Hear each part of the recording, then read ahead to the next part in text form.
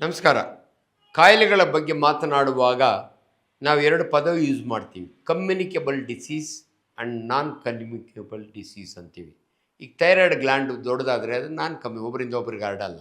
Communicable ಅಂದರೆ ಒಬ್ರಿಗೆ cholera ಇದ್ದರೆ, ಒಬ್ರಿಗೆ ಟಿ ಬಿ ಇದ್ದರೆ ಇನ್ನೊಬ್ರಿಗೆ ಬರ್ಬೋದು. ಈ ಕಾಯಿಲೆಗಳಲ್ಲಿ ಇನ್ನೊಂದು ನಮಗೆ ಭಾಳ ಇಂಪಾರ್ಟೆಂಟು ಝೂನೋಟಿಕ್ ಡಿಸೀಸ್ ಅಂತೀವಿ. ಅಂದರೆ ಪ್ರಾಣಿಗಳಿಂದ ಮನುಷ್ಯನಿಗೆ ಬರುವಂಥ ಅನೇಕ ಕಾಯಿಲೆಗಳಿದ್ದಾವೆ. ಅದರಲ್ಲಿ ಮೋಸ್ಟ್ ಡೇಂಜರಸ್ ಕಾಯಿಲೆ ಅಂದರೆ ರೇಬೀಸ್. ಹುಚ್ಚು ನಾಯಿ ಕಡಿತದಿಂದ ಮನುಷ್ಯನಿಗೆ ಹುಚ್ಚು ರೇಗಿದರೆ ಅಂದರೆ ರೇಬೀಸ್ ಆದರೆ ಇದುವರೆಗೂ ಉಳಿದಿರುವ ಎಕ್ಸಾಂಪಲ್ ಇಲ್ಲ. ನೀವು ನೋಡಿ, ಯಾವುದೇ ಒಂದು ಕಾಯಿಲೆ ಬಂದರೆ 90% ಡೆತ್ ಅಂದರೆ, ಹಾರ್ಟ್ ಅಟ್ಯಾಕ್ 100 ಜನಕ್ಕಾದರೆ ಒಂದು 60 ಜನ ಹೊರಟೋಗ್ತಾರೆ ಅಂದ್ಕೊಳ್ಳಿ, ಇದರೊಳಗೆ ಆ ರೀತಿ. ಆದರೆ ಇದುವರೆಗೂ ರೇಬೀಸ್ನಲ್ಲಿ ಈ ಪ್ರಪಂಚದಲ್ಲೇ ಉಳಿದಿರುವಂಥ ಎಕ್ಸಾಂಪಲ್ಲೇ ಇಲ್ಲ.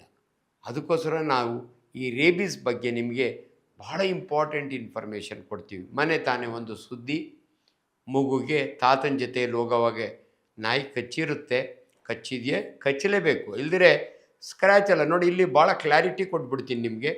ನಾಯಿ ಪರ್ಚಿದ್ರೆ ರೇಬೀಸ್ ಆಗುತ್ತಾ, ನಾಯಿ ಕಚ್ಚಿದ್ರೆ ರೇಬೀಸ್ ಆಗುತ್ತಾ, ಮರಿ ನಾಯಿ ಕಚ್ಚಬೇಕಾ, ದೊಡ್ಡ ನಾಯಿ ಕಚ್ಚಬೇಕಾ, ಹುಚ್ಚು ನಾಯಿ ಕಚ್ಚಬೇಕಾ?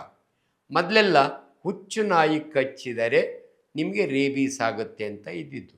ಹುಚ್ಚು ನಾಯಿಗಳಲ್ಲಿ 2 variety, dumb variety, ferocious variety ಅಂತ ಇತ್ತು. ಕೆಲವು ನಾಯಿಗಳು ಎಲ್ಲೋ ಮೂಲೆ ಒಳಗೆ ಮಲಗೇ ಇರ್ತವೆ ಒಂದು ಹಳೆ ಬಿಲ್ಡಿಂಗ್ನಲ್ಲಿ, ಅದ್ರ ಪಾಡ್ಗೆ ಅದಿರುತ್ತೆ. ನೀವು ಹತ್ರ ಹೋದಾಗ ಲಬಕ್ಕಂತ ಕಚ್ಚುತ್ತೆ, ಅಥವಾ ನೀವೇನೋ ಬಾಲ ತುಳಿತೀರಿ ಕಚ್ಚಿಬಿಡುತ್ತೆ. ಅದು ಒಂದು ವೆರೈಟಿ. ಇನ್ನೊಂದು ವೆರೈಟಿ ಊರೆಲ್ಲ ಓಡಾಡ್ತಿರ್ತದೆ, ನಾಲ್ಗೆ ತೆಕ್ಕೊಂಡು ದನಗಳಿಗೆ ಕಚ್ಚುತ್ತೆ, ಬಂದು ಮನುಷ್ಯರಿಗೆ ಕಚ್ಚುತ್ತೆ, ಪೇಪರ್ ತಿನ್ನುತ್ತೆ, ಬಾಟ್ಲು ತಿನ್ನುತ್ತೆ. ಇದು ಫೆರೋಷಿಯಸ್ ರೇಬೀಸು. ಇವೆರಡೂ ಕೂಡ ಕಚ್ಚಿದರೆ 100% ನೀವು ವ್ಯಾಕ್ಸಿನ್ ತೊಗೊಳ್ಳಿಲ್ಲ ಅಂದರೆ ಸಾವು ಖಚಿತ. ಈ ವ್ಯಾಕ್ಸಿನ್ ಇದೆಯಲ್ಲ ನೋಡಿ, ನಾವು ಭಾಳ ಸರಿ ವ್ಯಾಕ್ಸಿನ್ ಕೊಡೋದು ಪ್ರಿವೆನ್ಷನ್ಗೆ ಅಂತೀವಿ. ಇದು ಒಂದೇ ವ್ಯಾಕ್ಸಿನ್ನ ನಾವು ಪೋಸ್ಟ್ ಎಕ್ಸ್ಪೋಜರ್ ವ್ಯಾಕ್ಸಿನ್ ಅಂತೀವಿ. ಅಂದರೆ ನಾಯಿ ಕಡಿದಿದ್ದವ್ರಿಗೆ ಯಾರೂ ನಾವು ಇಂಜೆಕ್ಷನ್ ಕೊಡೋಕ್ಕೆ ಹೋಗಲ್ಲ, ನಾಯಿ ಕಚ್ಚಿದ ಮೇಲೇ ಇಂಜೆಕ್ಷನ್ ಕೊಡೋದು. ಅದಕ್ಕೆ ಪೋಸ್ಟ್ ಎಕ್ಸ್ಪೋಜರ್ ಅಂತೀವಿ. ಈಗ ನಿಮಗೆ ಗೊಂದಲ, ಡಾಕ್ಟ್ರೇ ನಮ್ಮ ಮನೆ ನಾಯಿ ಕಚ್ಚಿತ್ತು, ಬೀದಿ ನಾಯಿ ಕಚ್ಚಿತ್ತು, ಸಣ್ಣ ನಾಯಿ ಕಚ್ಚಿತ್ತು, ನಮ್ಮ ಮನೆ ನಾಯಿಗೆ ವ್ಯಾಕ್ಸಿನ್ ಹಾಕ್ಸಿದ್ದೋ ಆದರೂ ಕಚ್ಚೈತೆ, ತೊಗೋಬೇಕಾ ಬೇಡ? ದಯವಿಟ್ಟು ಒಂದು ಮಾತು ತಿಳ್ಕೊಳ್ಳಿ, ನಿಮ್ಮ ಮನೆ ನಾಯಿಗೆ ವ್ಯಾಕ್ಸಿನ್ ಹಾಕಿರಲಿ ಹೋಗಲಿ, ಸಕ್ಸಸ್ಫುಲ್ಲಾಗಿ ಹಾಕಿರಲಿ ಹೋಗಲಿ, ನಿಮ್ಮ ಚಿಕ್ಕ ಪುಟಾಣಿ ನಾಯಿ ಇರಲಿ ಅಥವಾ ದೊಡ್ಡ ಭಾಳ ಪ್ರೀತಿಯ ನಾಯಿ ಇರಲಿ, ನಾಯಿ ಕಚ್ಚಿದರೆ ನಿಮಗೆ ವ್ಯಾಕ್ಸಿನ್ ಹಾಕಲೇಬೇಕು. ಪರ್ಚಿತ್ತು ಡಾಕ್ಟ್ರೇ ಇಲ್ಲ. ಇಲ್ಲಿ ಎಲ್ಲಿ ನಿಮಗೆ ಡೇಂಜರ್ ಅಂದರೆ ಸಲೈವ, ನಾಯಿಯ ಜೊಲ್ಲು ಮತ್ತು ಹಲ್ಲು. ನಾಯಿ ಜೊಲ್ಲಿನೊಳಗೆ ಈ ವೈರಸ್ ಇರುತ್ತೆ, ರೇಬೀಸ್ ವೈರಸ್, ಬುಲೆಟ್ ವೈರಸ್ ಅಂತೀವಿ ನಾವು ಇದನ್ನು. ಅದ್ರ ಸಲೈವ ಒಳಗಿರುತ್ತೆ. ಸೊ ನಿಮ್ಮ ಕಚ್ಚಿದಾಗೆ ಆ ಸಲೈವ ನಿಮ್ಮ ಬ್ಲಡ್ ಒಳಗೆ ಹೋಗಬೇಕು. ಕಚ್ಚಿದಾಗೆ ಅಲ್ಲಿನ ಮಾರ್ಕ್ ಇರುತ್ತೆ, ಅಂಥವಕ್ಕೆ ನಾವು ಡೆಫಿನೆಟಾಗಿ ವ್ಯಾಕ್ಸಿನ್ ಕೊಡಬೇಕು.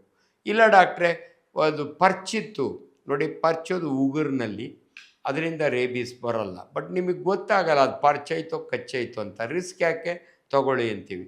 ಇಲ್ಲ ಬರೀ ನೆಕ್ಕಿತ್ತು, ನಿಮಗೇನೋ ಕೈ ಗಾಯ ಆಗಿರುತ್ತೆ, ತರ್ಚ್ಕೊಂಡಿರ್ತಿದೆ, ಏನೋ ನೀವು ಆಟ ಆಡೋವಾಗೆ ನಾಯಿ ಬಂದು ನಿಮ್ಮ ಪ್ರೀತಿಯಿಂದ ನೆಕ್ಕುತ್ತೆ, ನಿಮ್ಮ ರಕ್ತ ಅದರ ನಾಲಿಗೆಯ ಕಾಂಟ್ಯಾಕ್ಟಿಗೆ ಬಂದರೆ ನೀವು ವ್ಯಾಕ್ಸಿನ್ ತೊಗೊಳ್ಳೇಬೇಕು.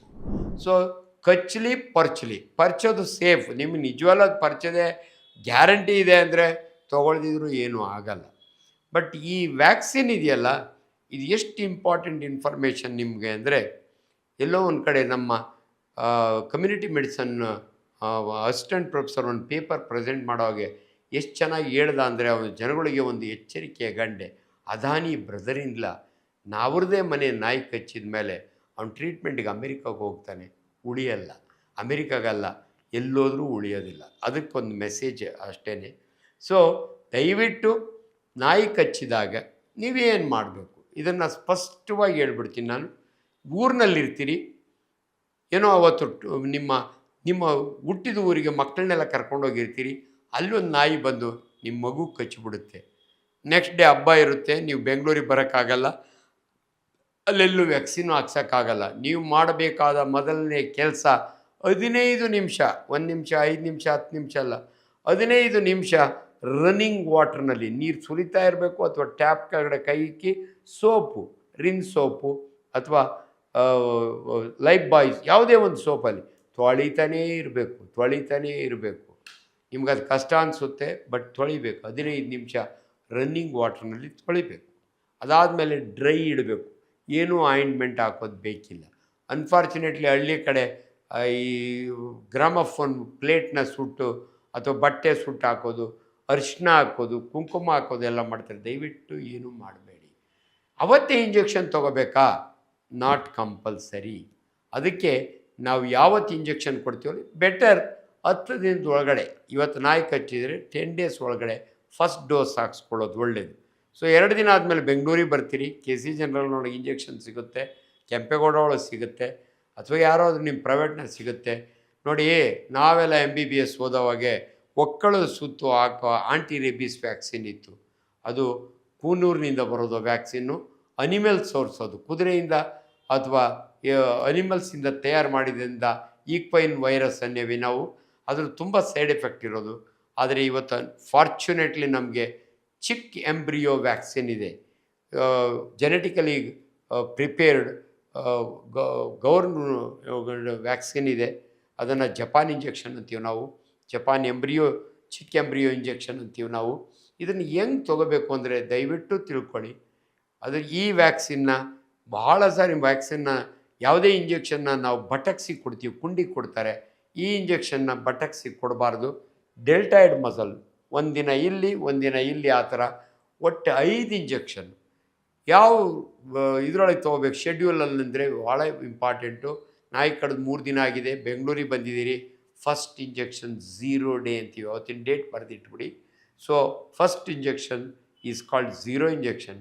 ಅಲ್ಲಿಂದ 3ನೇ, ಸಪೋಸ್ 1ನೇ ತಾರೀಕು ನೀವು ಹಾಕ್ಸ್ಕೊಂಡ್ರೆ 0, 3ನೇ ದಿನ 2ನೇ ಇಂಜೆಕ್ಷನ್ 0-3, ಅದಾದಮೇಲೆ 7th day 0-3-7, 14th day, 20th day 5 injection compulsory. 90th 90 ಅಂದರೆ 3 ತಿಂಗಳಾದಮೇಲೆ ಆಪ್ಷನಲ್ ಇಂಜೆಕ್ಷನ್. ಸೊ ದಯವಿಟ್ಟು ತಿಳ್ಕೊಳ್ಳಿ. ನೋಡಿ, ಈ ಮಗು ಪಾಪ, ಅವರು ಏನೂ ಆಗಲ್ಲ, ಮಗು ಬೇರೆ ಇಂಜೆಕ್ಷನ್ ಹಾಕ್ಕೊಳ್ಳೋಕ್ಕೆ ಹೆದರ್ಕೋತದೆ, ಬೇಡ ಬಿಡು, ಪ್ರೀತಿಯಿಂದ ತಾತ ಏನೂ ಆಗಲ್ಲ ಬಿಡು, ಉದಾಸೀನ ಬೇಡ. ನಾಯಿ ಕಚ್ಚಿದರೆ ಸಾವು ಖಚಿತ, ಅಂದರೆ ರೇಬೀಸ್ ಆದರೆ. ಇದರ ಲಕ್ಷಣಗಳೇನು ಡಾಕ್ಟ್ರೆ? ಭಾಳ ಇಂಪಾರ್ಟೆಂಟ್, ನೀವು ನೋಡೇ ಇರಲ್ಲ. ನೀವೇನಾದರೂ ಇಂಥ ಪೇಷಂಟ್ ನೋಡಬೇಕು ಅಂದರೆ ಒಂದೇ ಹಾಸ್ಪಿಟ್ಲು, ಓಲ್ಡ್ ಮಡ್ರಾಸ್ ರೋಡಲ್ಲಿ ಐಸೋಲೇಷನ್ ಹಾಸ್ಪಿಟ್ಲ್ ಅಂತ ಇದೆ, ಸಾಂಕ್ರಾಮಿಕ ರೋಗಗಳ ಆಸ್ಪತ್ರೆ, ಅಲ್ಲಿ ಮಾತ್ರ ಅಡ್ಮಿಟ್ ಮಾಡೋದು. ಇದನ್ನು ಒಂದೇ ರೂಮ್ನೊಳಗೆ, ಡಾರ್ಕ್ ರೂಮ್ನಾಗ ಇಡ್ತಾರೆ ಅವ್ರನ್ನ. ಟೆಟನಸ್ಸು ಇದು ಇಂಥವನ್ನೆಲ್ಲ ಡಾರ್ಕ್, ಯಾಕಂದರೆ ಶಬ್ದ ಬರಬಾರ್ದು. ಅದಕ್ಕೆ ನಾವು ಭಾಳ ಇಂಪಾರ್ಟೆಂಟ್ ಅಂದರೆ, ನಾಯಿಗಳಲ್ಲಿ ನಾಯಿ ಕಡಿದು ಹುಚ್ಚು ರೇಗಿದರೆ ಹೈಡ್ರೋಫೋಬಿಯಾ ಅಂತೀವಿ ನಾವು ಆ ಕಾಯಿಲೆನ. ಹೈಡ್ರೋ ಅಂದರೆ ನೀರು, ಫೋಬಿಯಾ ಅಂದರೆ ಭಯ. ನೀರಂದರೆ ಭಯ. ನೀವು ಆ ಡೆಮಾನ್ಸ್ಟ್ರೇಷನ್ ನಾವು ಎಷ್ಟೋ ಸಾರಿ ಸ್ಟೂಡೆಂಟ್ ಕರ್ಕೊಂಡೋಗಿರ್ತೀವಿ, ಒಂದು ಫ್ಲಾಸ್ಕ್ನ ನೀರು ತೊಗೊಂಡು ಹಿಂಗೆ ಅಳ್ಳಾಡ್ಸಿದ್ರೆ ಹಿಂಗೆ ಮಾಡ್ತಾರೆ, ಅದು ಸ್ಪ್ಯಾಸಮ್ ಆಗ್ತದೆ, ಉಸಿರಿನ ಎಲ್ಲ ಮಸಲ್ಸ್ ಸ್ಪ್ಯಾಸಮ್ ಆಗ್ತದೆ, ನೀರು ಕುಡಿಲಿಕ್ಕೆ ಆಗಲ್ಲ. ಹಂಗಾಗಿ ಅವರು ನೀರನ್ನು ಕಂಡ್ರೆ ಹೆದರ್ತಾರೆ. ಅದಕ್ಕೆ ಹೈಡ್ರೋಫೋಬಿಯಾ, ಎದಿರಿ ಅಲ್ಟಿಮೇಟ್ಲಿ ಸತ್ತೋಗ್ತಾರೆ, ಏನು ಮಾಡಿದರೂ ಬದುಕೋದಿಲ್ಲ.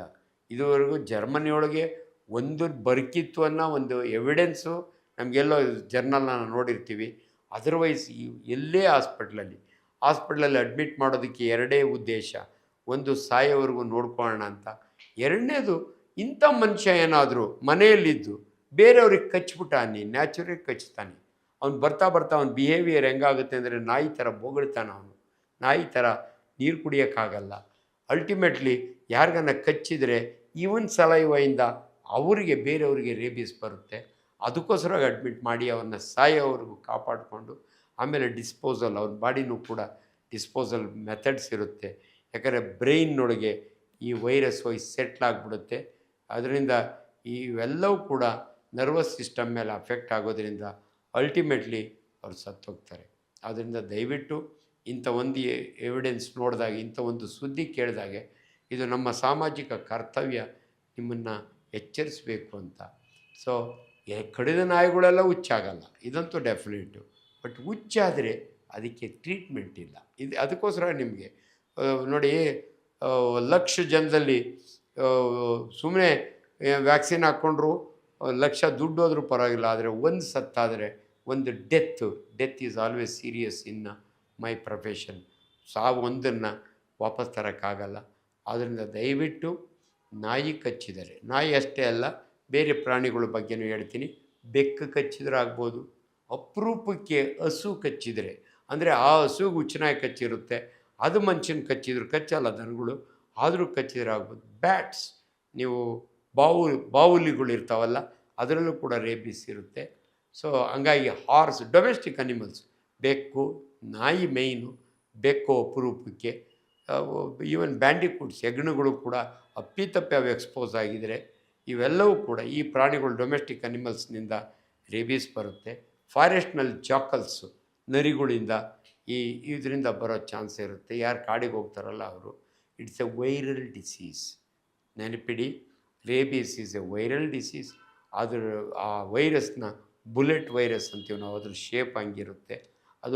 ಇದು ಒಂದೇ ವೈರಸ್ಸು ರಕ್ತದ ಮುಖಾಂತರ ಹೋಗಲ್ಲ. ಅದಕ್ಕೇ ಯಾವ ಜಾಗದಲ್ಲಿ ಕಟ್ಟಿದೆ ಅದು ಭಾಳ ಇಂಪಾರ್ಟೆಂಟು.